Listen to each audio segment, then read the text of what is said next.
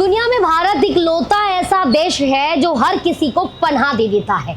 यहाँ कोई भी मुंह उठाकर चले आता है, यही खाता है, इसी थाली में छेद करता है और फिर जब उसे जाने के लिए कहा जाता है तो वो भारत को ही आंख दिखाता है। ऐसा एक मामला सामने आया है श्रीलंकाई नागरिक का।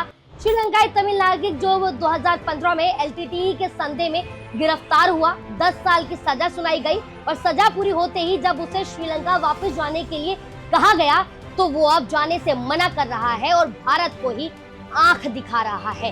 लेकिन बस अब और नहीं, गृह मंत्रालय का आदेश, सुप्रीम कोर्ट का ये बयान और अहमदाबाद पर मिनी बांग्लादेश पर चला ये बुलडोजर एक्शन अब ये आगाह कर रहा है सरकार और समाज को भी कि अब और बोझ हम नहीं उठा सकते हैं। पाकिस्तानी नागरिकों के बाद अब अन्य घुसपैठियों की भी खैर नहीं, अब उन्हें भी खदेड़ा जा रहा है।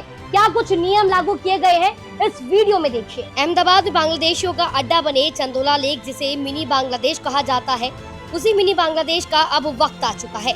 चंदोला इलाके में दर्जनों बुलडोजर गरजने लगे। एसआरपी की 25 कंपनियां और 3000 पुलिसकर्मी भी तैनात किए गए।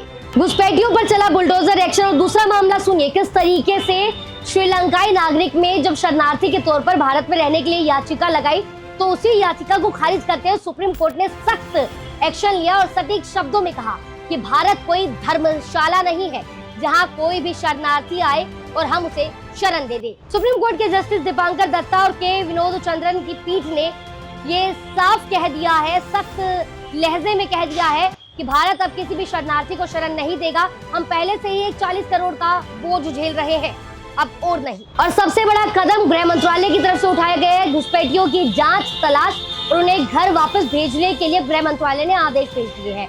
गृह मंत्रालय ने साफ कहा है कि हर जिले में होल्डिंग सेंटर बनाया जाएगा। गिरफ्तारी के बाद उन्हें 30 दिनों तक वहीं रखा जाएगा। जांच के बाद उन्हें डिपोर्ट किया जाएगा। ये होल्डिंग सेंटर डिटेंशन सेंटर की तरह काम करेंगे।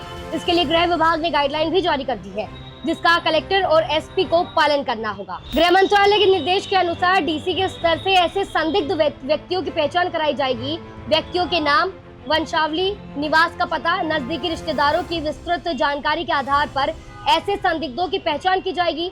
30 दिनों में ऐसे लोगों की विस्तृत जांच की जाएगी। जांच पूरी होने या फिर निर्वासन तक इन्हें किसी होल्डिंग सेंटर में रखा जाएगा। किस जिले से कितने बांग्लादेशी और रोहिंग्याओं को देश से बाहर निकाला गया, इसकी रिपोर्ट प्रत्येक 15 दिनों में गृह मंत्रालय को भेजा जाना है। रिपोर्ट पर नजर डालते हैं। यूएनएचसीआर की रिपोर्ट के मुताबिक भारत में करीब 2 लाख से ज्यादा शरणार्थी हैं। इनमें रोहिंग्या, श्रीलंकाई तमिल और अफगान शरणार्थी शामिल हैं। भारत ने अभी तक 1951 के शरणार्थी सम्मेलन पर हस्ताक्षर नहीं किए हैं। इसका मतलब ये है कि भारत कानूनी तौर पर किसी भी शरणार्थी को शरण देने के लिए बाध्य नहीं है। इस रिपोर्ट से हम यही समझाने की कोशिश करना चाहते हैं कि भारत 140 करोड़ की आबादी वाला देश है। हर रोज न जाने कितने प्रतिशत लोग बिना भोजन किए खाली पेट सोने के लिए मजबूर है। तो क्यों फिर ऐसी स्थिति में हम बाकी जो लोग मुंह उठाकर भारत में आते हैं और यहीं के रह जाते हैं, भारत से जाने के वक्त हमें ही आंख दिखाते हैं, अब हम उन्हें और क्यों बोझ बनाएं?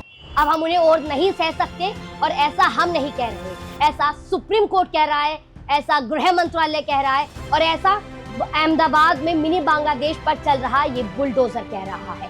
तो अब भारत किसी भी शरणार्थी को शरण देने के लिए बाध्य नहीं है।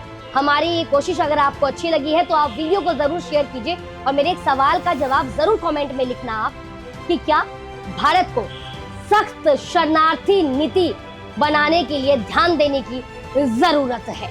आप कमेंट में मेरे सवाल का जवाब जरूर लिखिएगा। आपको ये हमारी कोशिश कैसी लगी, कमेंट करके इसका जवाब भी जरूर लिखिएगा और इस वीडियो को ज्यादा से ज्यादा शेयर जरूर कीजिए ताकि ये वीडियो समाज और सरकार तक पहुंच सके और सख्त शरणार्थी नीति बनाने में जल्द से जल्द सख्त कदम उठाए जा सके। फिलहाल के लिए इतना ही। जय हिंद, जय भारत।